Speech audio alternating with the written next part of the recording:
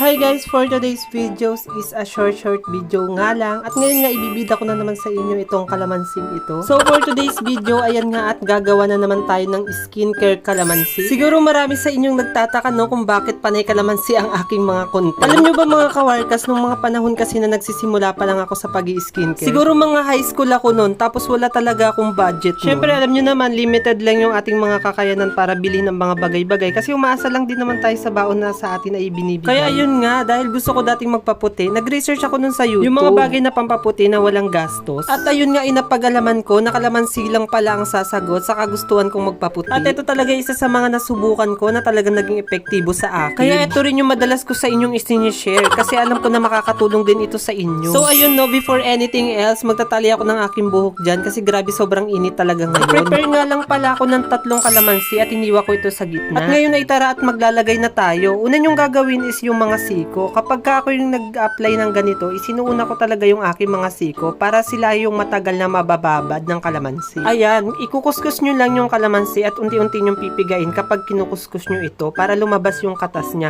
Syempre, lalagyan nyo yung 2 siko ninyo, hindi yung 1 siko lang. At pagkatapos, yan, isusunod ko yung aking mga tuhod. So, yun mga kawarkas, no, konting kaalaman lang. Kaya nakapagpaputi talaga ang kalamansi ay dahil ito sa kanyang natural bleaching agent. Meron siyang natural antioxidant properties na kung saan tinutulungan niyang labanan yung mga dirt and bacterial sa ating katawan. At the same time, meron din siyang citric acid na kung saan ito ay mataas nga sa acid. Kaya nakakatulong ito para makaremove ng ating mga dead skin cells at pinapalitan niya nga yung mga balat natin upang maging maputi. Yung kalamansi mga kawarkas, hindi lang pala sa siko at tuhod ko siya nilalagay. Nilalagay ko rin siya sa aking leeg pati sa aking mukha. Syempre para magpantay yung kulay niya. Ginagawa ko siya mga kawarkas 2 to 3 times a week. At kapag ginagawa nyo siya mga kawarkas, wag na wag kayo masyadong magpapabilad or magpapaaraw. Kasi dahil ang citric acid kapag natamaan kasi siya ng sikat ng araw or kapag na-expose siya sa sikat ng araw ay nagdudulot ito ng skin damages sa ating mga balat. Kaya iwasan o ingatan natin na matamaan tayo or magpaaraw tayo sa sikat ng araw. Ayun nga pala mga kawarkas no, at nilalagyan ko na nga ang aking mukha. So